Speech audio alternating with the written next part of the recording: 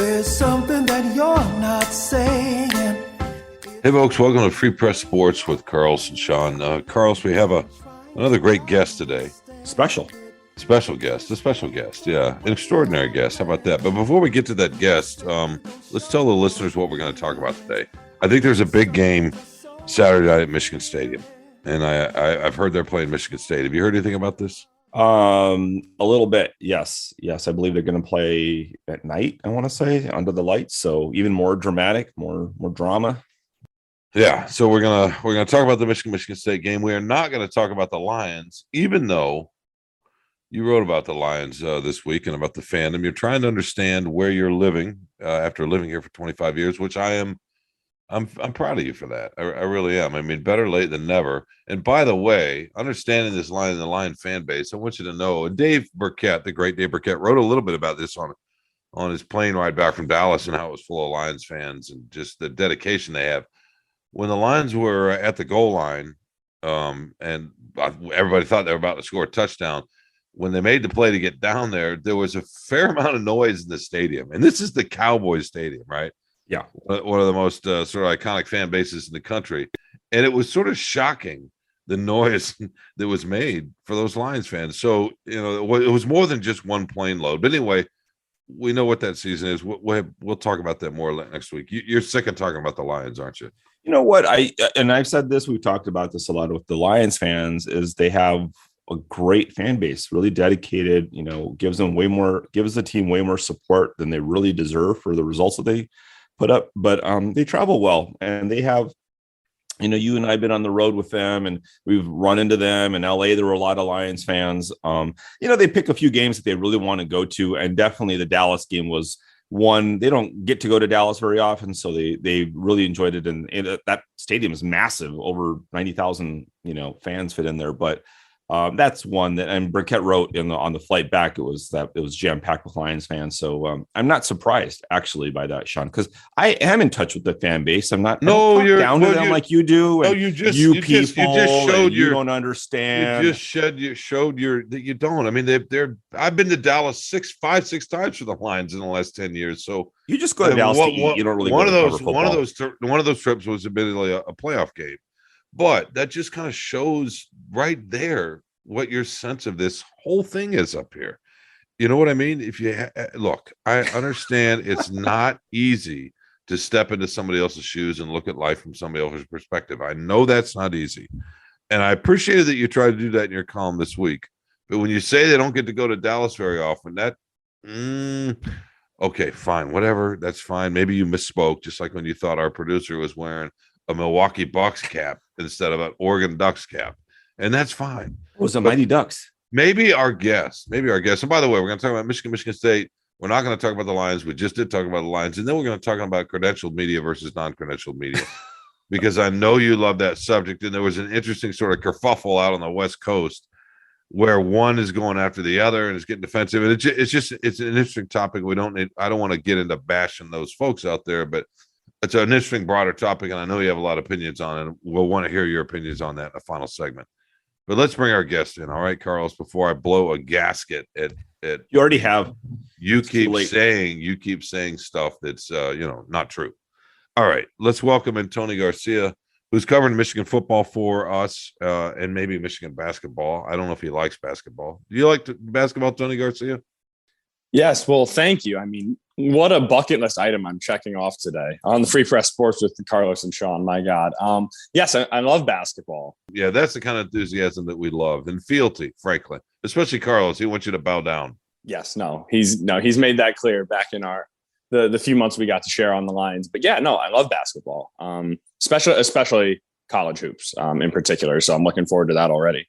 Well, thanks for joining us, Tony. Let me start off with this. What's it like to have a colleague in a sports department write about sports, I guess, who doesn't really like sports and frankly doesn't really like people? Has that been an interesting experience for you? Well, I mean, I think you've been colleagues with that person longer. So, I mean, I would probably sort of try to follow your advice on how you've navigated it. But no, Carlos has actually been super great to me, very helpful. Contrary to his public perception, he's wonderful, and doesn't hate sports or people as much as he wants people to think he does. Oh, look at you coming with the insight. You've only been here with us. You haven't even been with us for a year, man. That's impressive.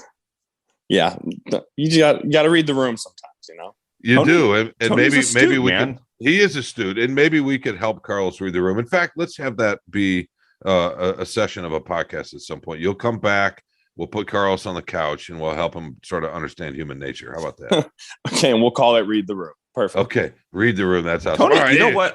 By the way, just one thing about Tony is, I mean, Tony, you probably have more bylines than. How long have you been with us now? A little over 6 months. It was early April, so Okay. 6.5. Yeah, 6.5. So you probably have more bylines than Sean does in his whole tenure at the Free Press. But so you covered everything. You were the lead writer on our golf coverage, and I don't even know if Sean knows what golf is. You will find him, by the way, at all the college basketball games. He's going to Izzo's tonight for like some kind of prep lunch or dinner. He's going to stay with Lupe. Lupe has a room already set for him in the back of the house. You will see him very often in college basketball season, but you will never see him at golf and Red Wings. But Tony, one of the great things about Tony is you cannot tell what his favorite sport is. In fact, I asked him, and it was hard to tell because he covers everything. Basketball is with like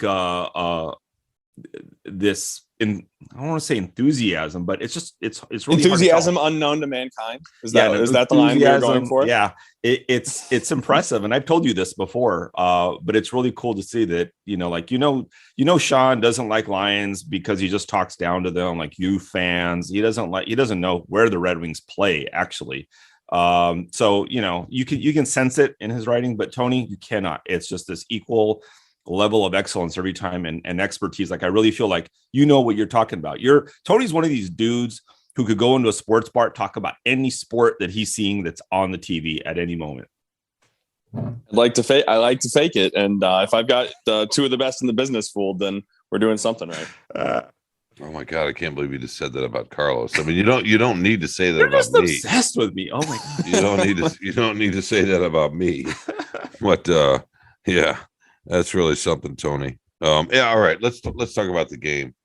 Are we even going to watch the game? I mean, I guess I have to watch the game. I got to be there. But look, we had this a few years ago where they weren't quite a 30-point dog or whatever it is, but a 20-point dog. But Michigan State ended up winning. I don't see that this year, obviously. But so what do you think? What's going to happen Saturday night? Let's start there. Man, we're getting right into it. So I believe they were. I mean, the line has now moved to 21.5, and I think that's where it closed. I'm not positive. It might have been 20.5 in 2020. So it's very similar, but that was just such an entirely different circumstance. It was the second game of a COVID-shortened season with no fans in the first Mel Tucker. I mean, what Michigan State still refers to as year zero with Mel Tucker. And there was just no way to know sort of either way what was happening. And there just was not enough knowledge about those teams. So that's how something of an upset of that ilk can sort of come out of nowhere. It's so difficult to see it this year. Like if you're a Michigan State fan and you're trying to map out this path to a victory, it looks something like winning the turnover battle by 2 or 3 at least, which Michigan has not lost to that extent this season. Being the first to shut down this running game, I think Michigan State has to dedicate numbers and numbers and numbers to the box. And if JJ beats you, so be it. If you don't actively stop the running game, that certainly will beat you. Now, JJ probably will too, but it's likely the lesser of the two. It's a slightly lower likelihood. So, I mean, what I think happens, and then Michigan State's offense just goes 3 and out too frequently. If they moved the ball a little more and could sustain drives, and you're getting 3 and field goals. I mean, I guess I just walked myself into another point of this game. You got to something like, yes, you need touchdowns to win these games, but you need points. Michigan State's, I think it's Ben Patton or Jack Stone. One of them has like 1 field goal, and that's it. I mean, they don't kick field goals. They don't get points. If Michigan's on the other side of the 35, 40-ish, you're feeling pretty good that you're coming away with 3. And so Michigan, I didn't want to break down too many of the segments right away. I guess I did, but it's so difficult to see a path to victory for Michigan State. You got to try to control the clock. They don't really have the running game that does that. You need to you can't let Michigan be ahead of the sticks, which they constantly are. And the ball's got to get on the ground, which Michigan State has forced some turnovers this year. Not really interceptions with very good schematics in the secondary, but they will punch the ball and they will get the ball on the ground. So there might be an opportunity or two. You got to break it, or you got to take advantage of it, and then you got to hit a few big plays. I mean, short of that, I think I could see this one getting quite out of hand. Yeah, it's people like Sean Windsor need to build up the hype so people read his stories. So he wants to pretend this might be a cliffhanger and never. I've learned my lesson to ignore the records and blah blah blah. But yeah, there's no way, Tony. I mean, there's just no way. This is a different year. And I think Chris Solari wrote in the Free Press that this is it's not everything, but this is about keeping their bowl hopes alive for the Spartans. I mean, that's what they're playing for, but they know what they're in for, and this whole, Mel Tucker, I think he might be he could try to be the first Spartans coach to go 3-0 against Michigan in his first, in his first 3 games. And, certainly beating Michigan at, Ann Arbor again would be amazing. And Harbaugh hasn't beaten Tucker, right? I mean, that's an extra little motivation. But you just don't see it. I mean, Michigan just, after coming off that Penn State game, that was their first test, right? They passed it with flying colors. Even though weird stuff happened in the first half, they stuck with it and really pulled away. And that's almost like the best that Michigan State can hope for, is kind of some weird thing, a turnover that keeps them in it, whatever. But everywhere you look, all the way down to Jake Moody, they've got better players, an advantage, everywhere on the field, playing at home. And this is, man, I mean, that you got to figure that fan base. I mean, the Michigan fan base, not only coming off last year's run to the CFP, but also this year they're doing it again. They're looking better than ever. There's so much more, on the line, meaningful stuff on the line for them, and a chance to really hand it. My question is, when do they take the foot off their gas? When they get to 50? Are they going to go past that? I mean, when are they going to let up? Well, they don't in this rivalry. Neither side does. I mean, I can go all the way back to, I think might have been 2014 when Michigan State won 35-11, and they pounded a Jeremy Langford touchdown in the final 30 seconds, and it was already a 17-point game. I mean, neither of these teams are going to let off the gas when they have the opportunity to bludgeon the other, which is not super common in this rivalry.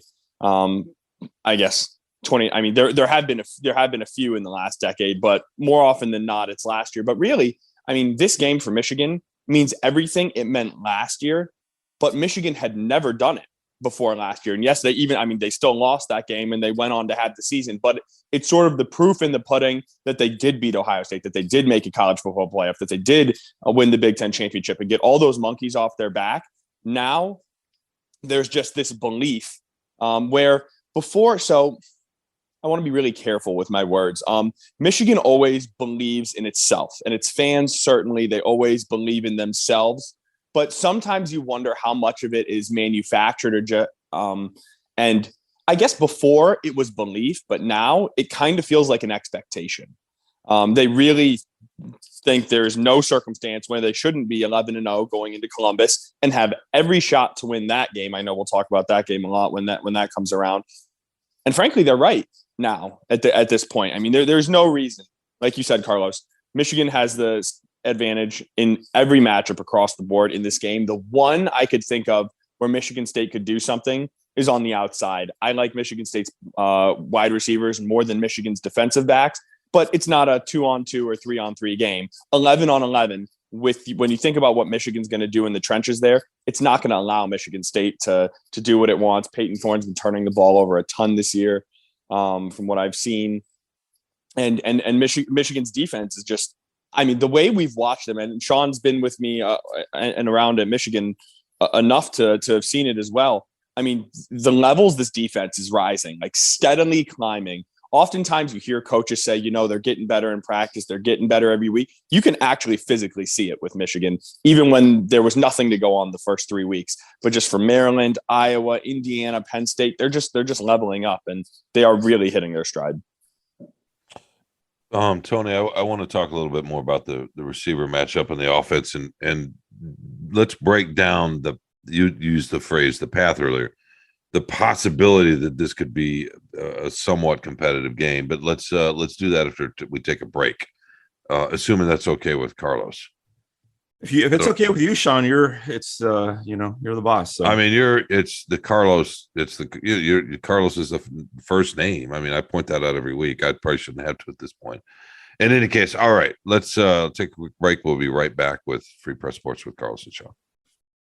Hello, I'm Phil Friend, the host and producer of Spartan Speak, a podcast collaboration between the Detroit Free Press and Lansing State Journal focusing on Michigan State sports. Each week, I'm joined by the OGs of the MSU podcasting game, Freak beat writer Chris Laurie and LSJ sports columnist Graham Couch, as we discuss and dissect the latest sports news coming out of East Lansing. Not only is Spartan Speak one of, if not the longest-running MSU sports podcast out there, you won't find a show with two people as clued into the Spartans as Chris and Graham, each of whom have spent a decade-plus covering MSU and bring years of institutional knowledge and insight to the podcast. And once in a while, they'll let me throw out a take as well. Along with discussing the latest news, we'll break down the Spartans' last game on the hardwood and the gridiron. What went right? What went wrong? Jet sweep. Again? For both Mel Tucker and Tom Izzo, get you ready for the next game, make predictions, and so much more. We can also guarantee at least one reference to Kalamazoo every podcast. So if you haven't already, download, subscribe, and listen to Spartan Speak on Apple Podcasts, Spotify, Google Podcasts, or on your podcast app of choice. Welcome back to Free Press Sports with Carlos and Sean. Carlos, we've got the great young. Let's screw the young. How about just the great Tony Garcia? Oh, he is young. I mean, you put our ages together, and we're like, in the early 200s, I think. And Tony's. I don't even know if he's 30 yet. He's a young, strapping lad who's with everything in front of him in his career, promising career. You guys are going to make everybody sick. Yeah. By the way, I've met Tony's mom. Tony's mom is eating this. It's just for her. There we go. Now you know how to really pander.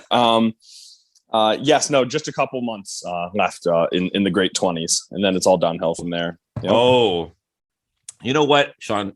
Tell me, see if you agree with this. You don't agree with anything, but maybe you'll agree with this. Turning 30 is not the big one. Turning 40 is like it's like, okay, there's been just stuff's happened now. Like it's been about 20 years of adulthood.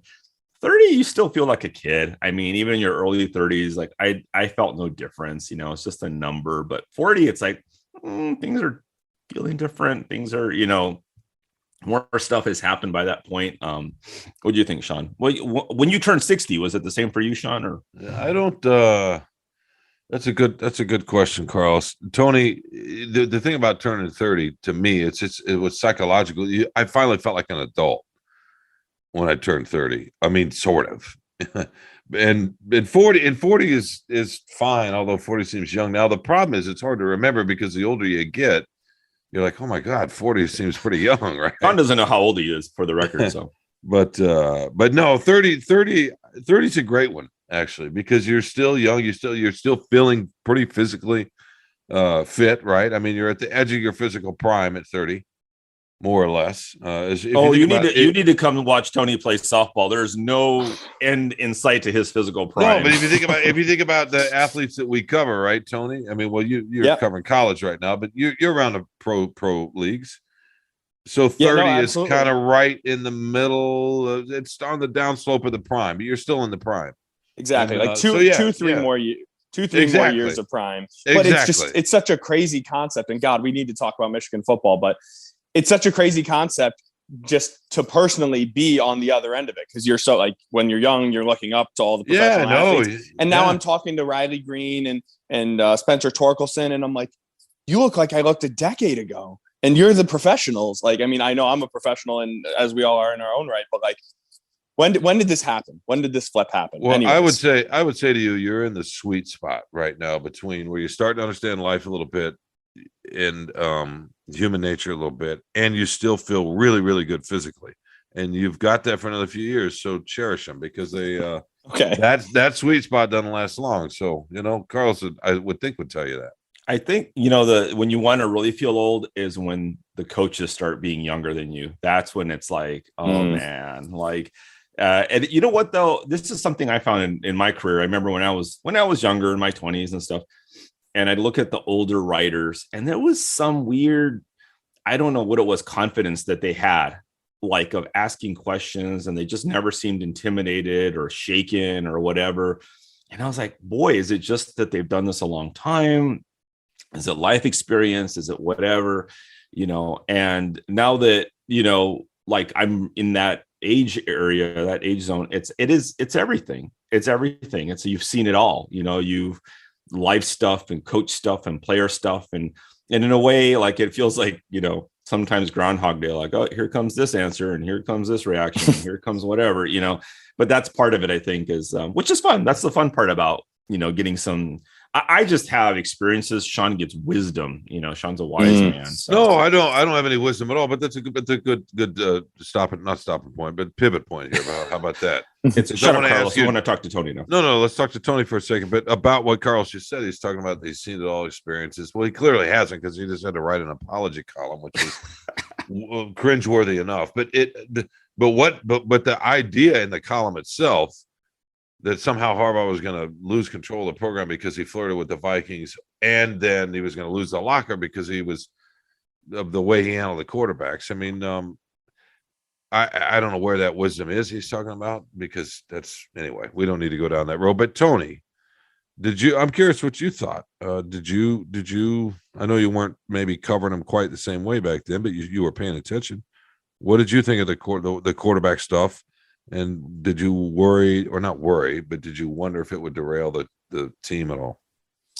Yeah. I mean, I certainly wondered before the season. And I was there at game 2 or game 3 after when they made it official that against Connecticut, that it was JJ going forward, and Cade got hurt and all these things. I thought from the beginning that Jim and the staff and pretty much everybody wanted JJ to win the job, but had they just handed it to him outright from training camp or summer practices, if you will, I guess in college, that it might ruffle some feathers. Like we have a senior, a guy who came to Big Ten Media Day to represent the team. He just led us to all these things that we've wanted. We know he can do enough to get the job done. Why would we rock the boat? And I think now, in hindsight, what I'm seeing, what Jim saw at the time, it's like, you know what? Let's just put them both out there and let everybody use their eyes and see what we see. And then we'll have a merit-based argument to say, this is the guy. And it couldn't have gone better for them in that regard, in that Cade really struggled and JJ just hit the ground running. And so, my small brain could not understand the idea at the time. And I thought it was creating a problem where there didn't need to be one. And I thought I could have gone either way at the beginning of the team. I'm like, look, just give it to Cade or just give it to JJ. And don't even, because your team has so many great elements to it. Don't even let that little ripple enter into the fold. Just pick one, and you're probably going to be 11-0 either way, or at least 10-1. And I thought introducing that could sort of, I mean, we've all seen how locker rooms get these factions in it, the older guys and the younger guys, or this crowd and that crowd with whoever was in your recruiting class. And I just thought it opened them up to different problems, and to their credit, clearly none, at least none that are, that we can see. Yeah. And that's the thing with Harbaugh, and it's the whole, he brought in the whole biblical thing. And I mean, it was just, he just convoluted the whole thing, and where it probably didn't need to be that complex. But it worked out. And You know what? I mean, the thing is, and Sean and I, we talk about this, and I just from a professional standpoint, I'm sorry, Spartans fans, I love Jim Harbaugh because he just cannot help himself from giving us interesting things to write about. And Tony, you wrote my favorite thing this week about the James Franklin and the tunnel gate. I love his favorite. I've got bigger fish to fry. But I'm going to fry James Franklin right here. We're gonna get out the barbecue and let's get the sauce and the lemon dill going for Sean Windsor and the fish analogy. And I'm gonna fillet James Franklin here. And you know what? Tell me what you think, because I think Franklin has a point. That tunnel's stupid. I mean, they've got to do something different. And they endow everything at Michigan. Every coach, every position, every whatever. They have a tunnel at Chrysler that's endowed by somebody. It's named after somebody. Why can't they build another tunnel or a separate whatever, a gate or whatever to separate the two? It's just begging for problems, isn't it? Well, they just named the tunnel after Lloyd Carr last weekend. You're right. It was literally at the game. It was halftime. Like they officially named it before the game. An hour and a half later, the teams are beefing in the middle of the Lloyd Carr tunnel. And did Lloyd not understand he's supposed to stand there as the gatekeeper and separate the teams? In part to see, going back to the biblical times. It's just, but I mean, honestly, who cares? Right? Like, I mean, they're not getting they're getting like that. That was, it just gave everyone something to talk about. It gave both teams more hatred. I mean, if you start swinging a helmet at someone like peanut butter, like Miles Garrett or something. Yes, there were some Uncrustables getting thrown, which is just unbelievable. But last year there was a problem with Ohio State. That's sort of to be expected, but there's only been a handful of these in all the years. I agree. There should be like a grace period, like you get 90 seconds away team to get your team off the field and out. And then Michigan is going to run out there.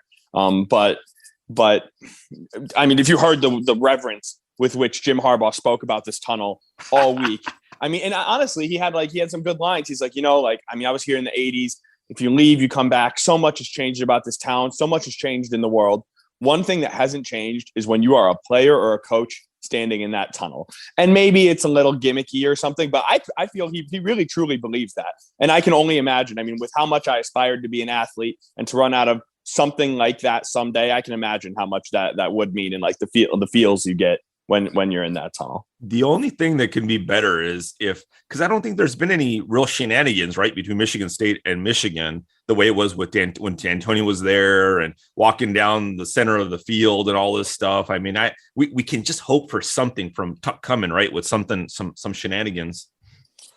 Yeah, that would be fun. I think the shenanigans come or should come when the games appear to be close. I don't know. You could make the argument both ways. When they appear to be closer, that's when both teams feel like they have a shot. But also in this week, when Michigan State's like, we just got to keep punching up and no one's giving us a chance. I mean, they might get riled up, but the coaches do like to have their teams dialed in and try to avoid that as much as they can. Although I was at some Michigan press conferences this week and they were saying some things. I was just, man, like I can't, like, of all the times to give non-answers, now is probably the time. And you're saying some things, but the bulletin board stuff really doesn't change anything as much as we all love to think it does. What stood out? What stood out with Tony, it? wait a second. Tony, you said you were an aspiring athlete. I assume you played athletics in high school. You could somewhat. Yes. You played pickup ball before? Yeah. Yep. I have. If the guy on the other side runs his mouth, does that change the way you play? I mean, it fires you up a little bit. Absolutely, it does. Yeah. Don't fall into the sports writer of the trope of that. It absolutely matters. Okay. Sorry. Go ahead, Sean. No, go ahead. Go ahead. Finish the thought. It does matter. It is not. It feels like a stretch to say it's the difference in because Roman Wilson this week said, we know we're better. We got to do it. If Michigan State wins, I don't think it's because Roman Wilson said that on Monday. No, but you know what I mean? But it could help. It just does. I mean, they heard it. They heard that. Everybody in East Lansing heard that when he said it, right? They did. And does anybody have Twitter or what is it? Twitter fingers? Is that Twitter fingers? Twitter fingers.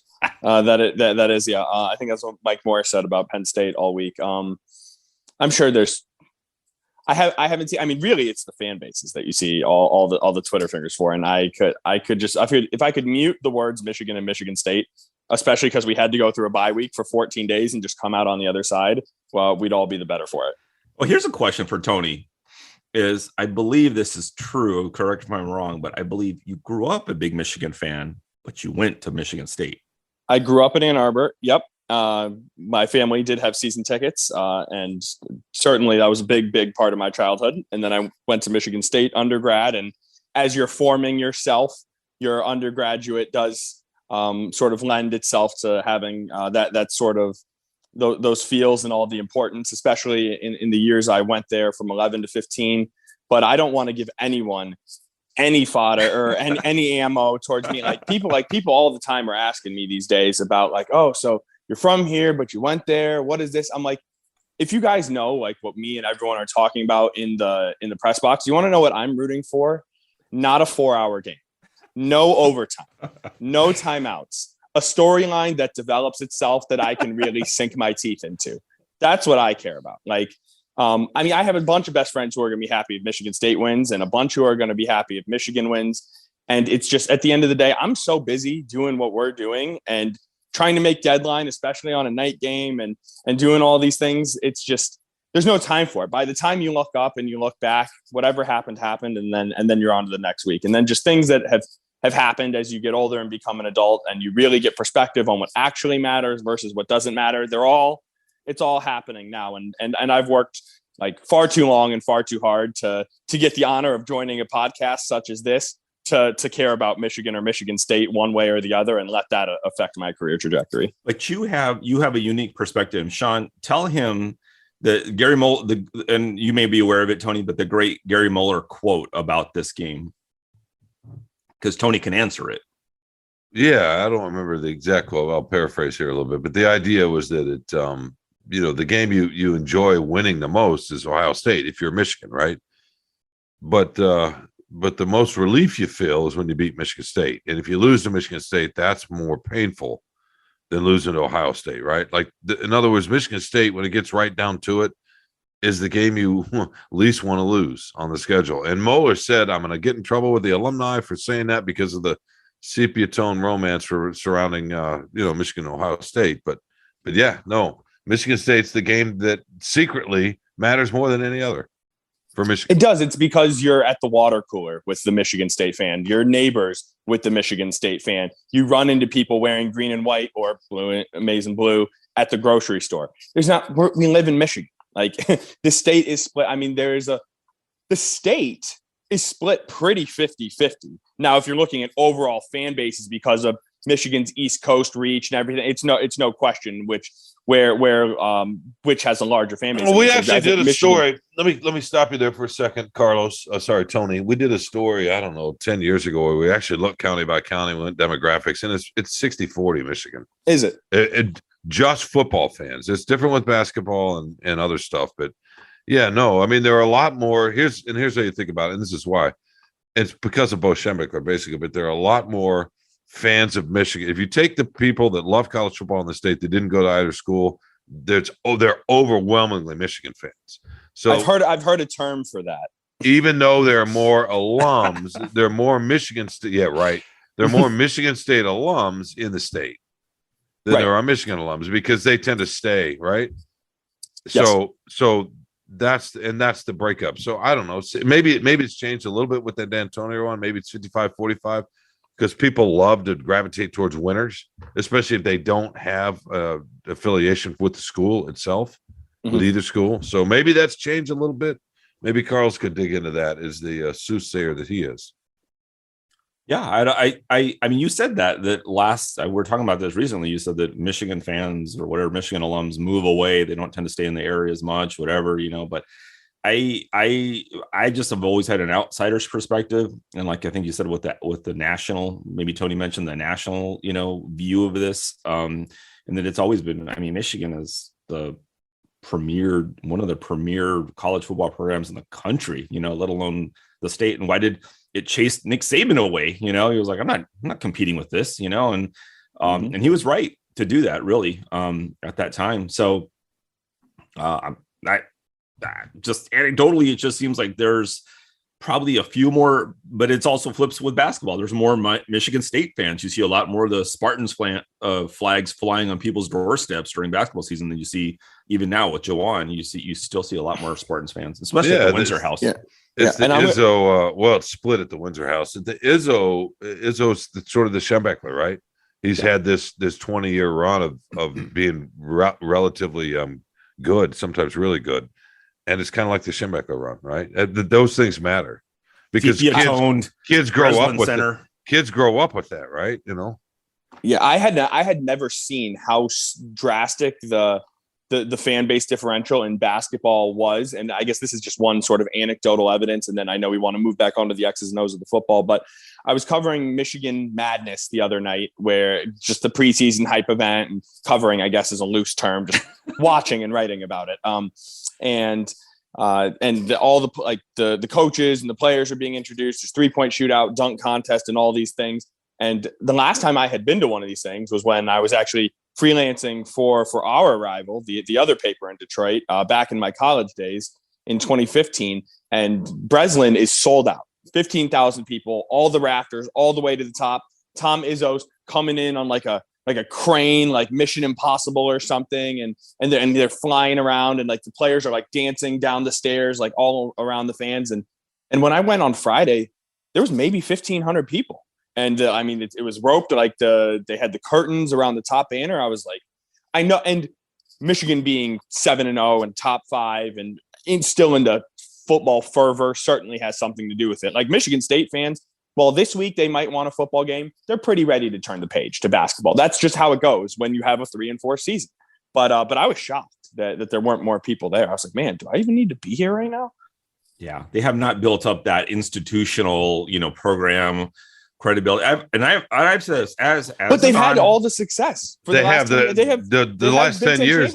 They're even national title appearances. Yeah, they're even with state the last 10 years in terms of success. Maybe. Yeah, but you said 20 years, and it's almost it's 25 actually for Izzo. 25. Yeah, and as much as you like Juwan Howard and whatever, and he makes sure he shows up to the football games and glad hands people and all that stuff, he hasn't had that run of success. That it takes a long time to have a program really stay consistently excellent. I mean, this is hopefully the beginning of it. Hopefully the minute that Juwan's kids leave Michigan, it doesn't go to the NBA, but this is the beginning of it, and it has to continue. And Tom Izzo is not going anywhere, even with the little down. Well, but it's not really to Tony's point, right? I mean, Beeline was there for 12 years. Okay, where's the Izzone? That's the thing. Every great program has something like the Izzone, right? The Cameron Crazies and all this kind of stuff. No, but that's the point here is that they've had this is what Tony's trying to say, is that they've had success going on almost 15 years now, right, Tony? And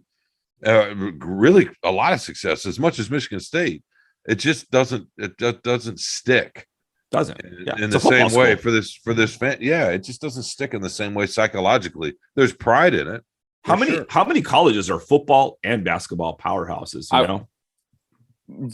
Michigan is.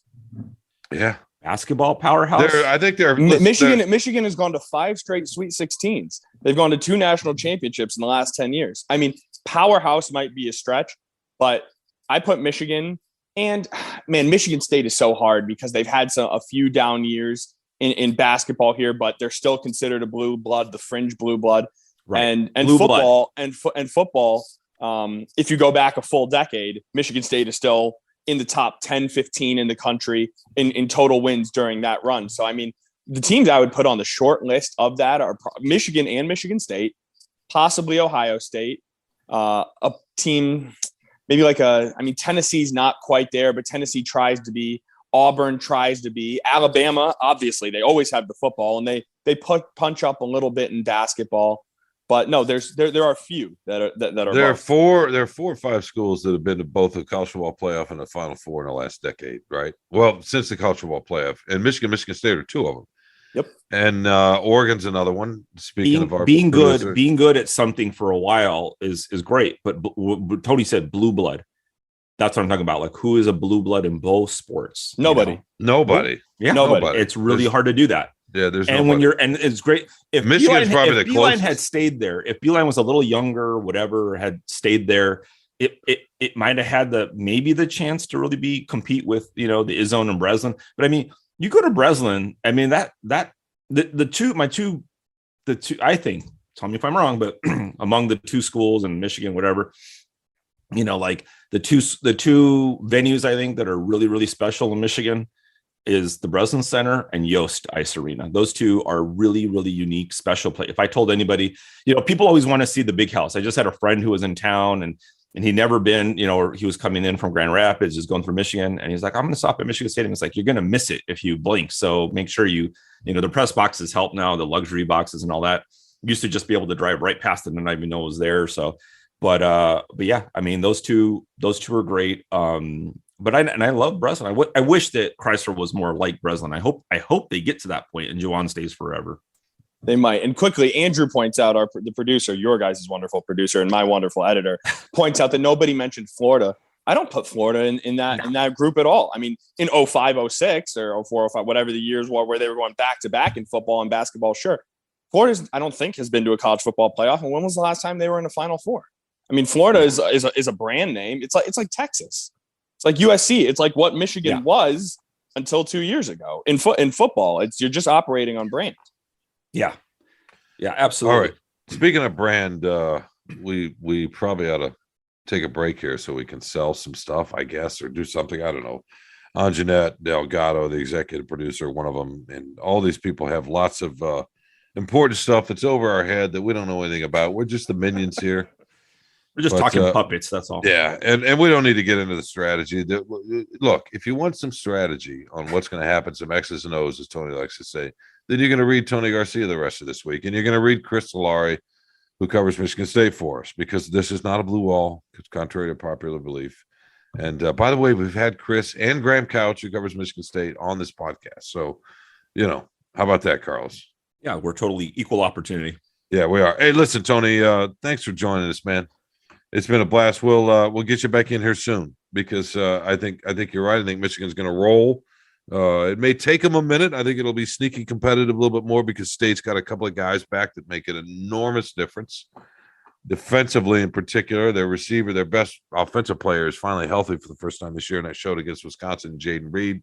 So we will see. And I think they'll lose by a few touchdowns, two and a half, 3 touchdowns, but we'll see. Give me your quick prediction if you can. Yeah, man. I wonder if I'm allowed to make one prediction here, and then as the week of course you are. This is the Dave Burkett playbook. Yes, you can make 4 or 5 predictions. You're actually a human being. That's all right. You can change your mind. Okay, great. I love that. I love that freedom.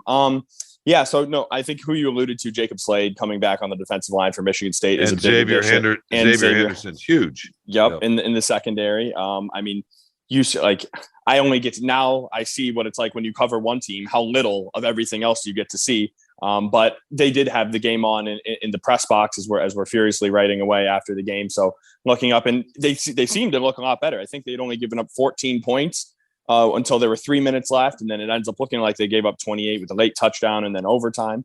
But the defense, I mean, they gave up fewer than 200 passing yards. Like, you can normally write them up for 350. So maybe there were some schematic changes.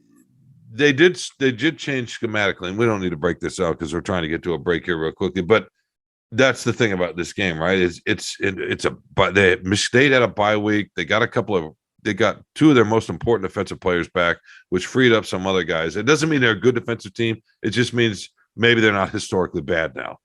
A little bit like what we saw with the Lions, right? And Dallas on Sunday. So, yeah, I don't expect them to win. I assume you don't either. You're going to get to that? No, yes, I will. I think Michigan State can't overcome its offensive line. The defense, Michigan's defense, is too much, and that's just where the difference is going to be one. They won't get pushed in the run game. Won't have enough time for Thorne. I'd say 37-17, 37-16. We'll go 16. Yeah, 16. That's what I'm at right now. What does Carlos say? I'm going to say Michigan 45-17. That may well be true too. I mean, Sean, did you give a number? It's been a while since we've seen that. I'm going to say 29-23. Ooh, now that would have people sweating. I I think they're going to make him sweat for a minute. I don't know why. I just do. I think that the getting Jacob Slade back frees up Simeon Barrow, who looked great against Wisconsin, and those two guys are some serious tackles, right? And we haven't seen that all year. And Sean loves interior. He loves line play. Well, it changes when you have tackles, and that's against Michigan's strength, the run. When you have two really good tackles, not only that, it changes the way the pocket. It makes it so much harder. Any quarterback will tell you that, right? They'd much rather have the edge or the rush come from the outside than the interior. Yep. Because there's nowhere to go. And you did see that last week, finally, when Michigan State was getting some pressure off the edges, and Mertz would try to step up. That pressure, as you're talking about, from like when the pocket you're trying to step up into is collapsing on you, and there's no way to turn. You start circling around and you drop. It changed everything. How about 32-23? I already changed that. I'm going to go 32. That was the score. That was the score of one of the games, 2016. Yeah, but it could be maybe State gets a late touchdown, so it's 32-16 or whatever. I don't know. I think it'll never feel like State's going to win, but they might hang around in a way that might surprise you for a minute. Feels like one of those kind of games. I can see that. But all right. Thank you, gentlemen. Yeah, no, great to have you, Tony. Come back and join us soon if you can put up with us. I will. All right. We'll be right back with more Free Press Sports with Carlos and Sean. Welcome back to Free Press Sports with Carlos and Sean. Carlos, I know we said at the top of the show that we were going to get into this idea of credentialed media versus non-credentialed media and who offers more insight, and is it fair for non-credentialed media to have podcasts? Not fair, but all of that. There was a sort of a blow up. That let's save that for another show.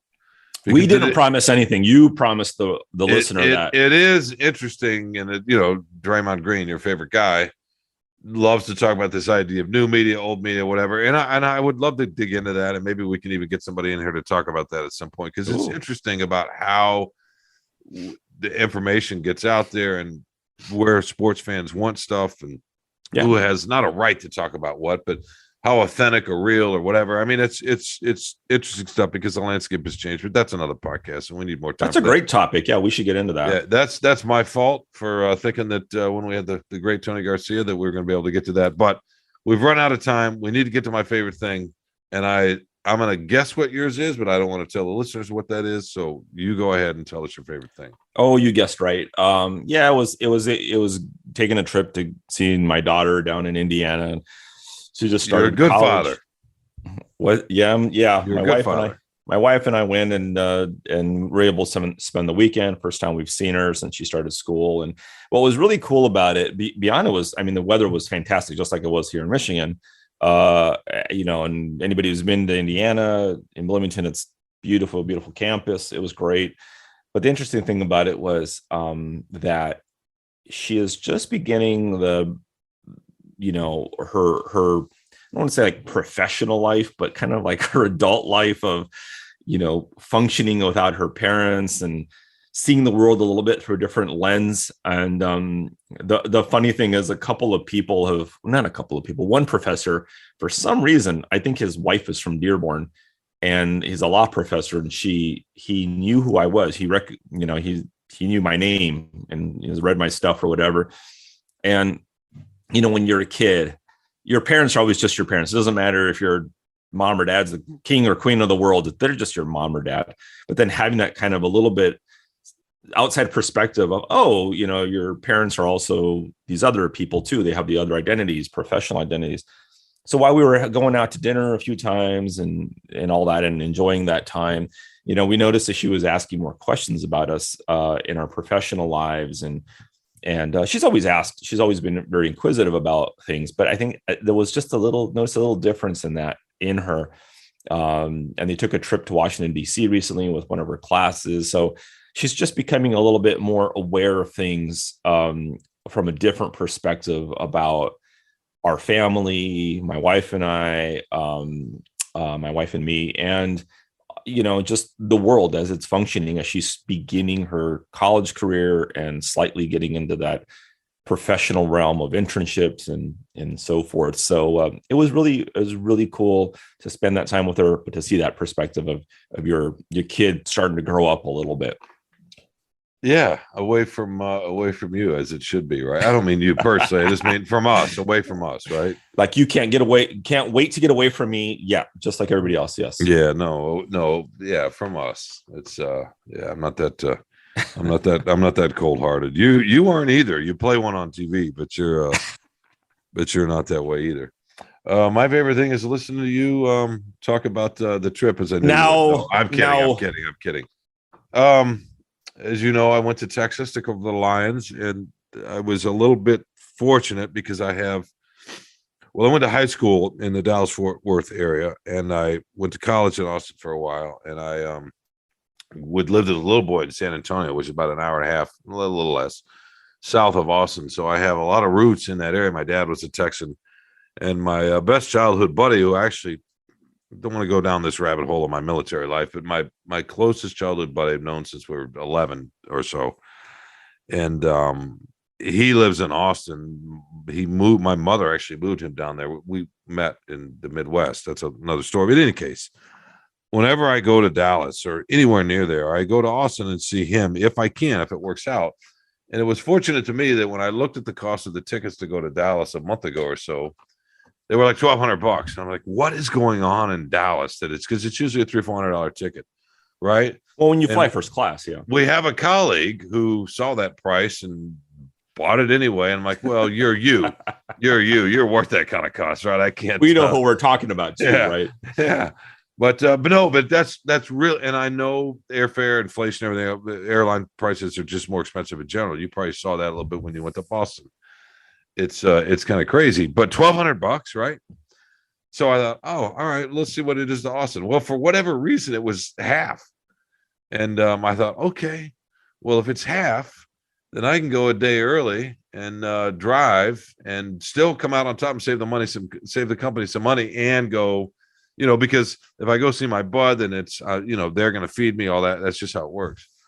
Anyway, so that's a long way of saying that it was a happy accident that the prices of everything more than justify the way I was able to do the trip, and the company's happy and I'm happy. So I end up Friday night at this amazing little place outside cooking over a kettle and some post oak fire with my buddy and some other people. And we're just sitting there having a couple of beers, which is a lot for me. That's probably like 10 for you. And, grilling, talking, reminiscing. And it was pretty awesome. The next day, I didn't feel so good. I'm such a lightweight that three beers. Okay, maybe I had 4. It was the 2 racks of ribs that you ate. That's what it was. No, we didn't. No. We didn't mess with anything like that. It was. Yeah, no, we cooked over the fire, like literally over fire. So it's more quick stuff. A little bit on the planches too. But anyway, I don't want to bore you with what we planches. Oh my god! But just cast iron are awesome. But the next day, I felt like, oh my god, I haven't felt like this since I was younger and hungover, and I had to drive from Austin to Dallas, which isn't that bad a drive. It's only about 3. Depends on where you're going from where to where. 3.5, and a lot of traffic. But I'm like, yeah, this was fine when I was 30, but it's getting harder and harder to do. But I got through it and got to the hotel in Dallas and got ready to work. And so anyway, yeah, just cooking over the fire, seeing people that I've known all my life, people that knew my parents. I mean, that's the thing, Carlos. When you get older, and both my parents my mom's been gone for a while. My dad's been gone since I was young. But the idea that when you get older, there are fewer people you're around that know people from your past. And your parents are huge ones, right? So these days, when I hang around somebody that actually knew my father, I mean, who's been gone for 30 years, right? That's kind of cool, to be honest with you. And it's worth the drive. Right. It's worth making that 3-hour drive, because I was in the press box at Cowboys Stadium and talking to some other people who were complaining about the cost to get to Dallas this trip for whatever reason. And I said, well, you could have gone to Austin. I'm like, no, I'll drive 45 minutes. That's it. I'm not making a 3-hour drive just to save the company some money. Yeah. Let's this wasn't our guy. This was other people. Let's make sure that, co-producer Kirkland Crawford and Sports Center does not get into his mind that I'm going to fly into San Jose to go cover something in LA. That's not happening. I know it's not a great precedent, and the reason I was happy to do it was because of that, right? I mean, like if it had been Houston, well, that's a longer drive too. That's a 4-hour drive, and even that extra hour, that's right. That 3 is just on the outside of too far.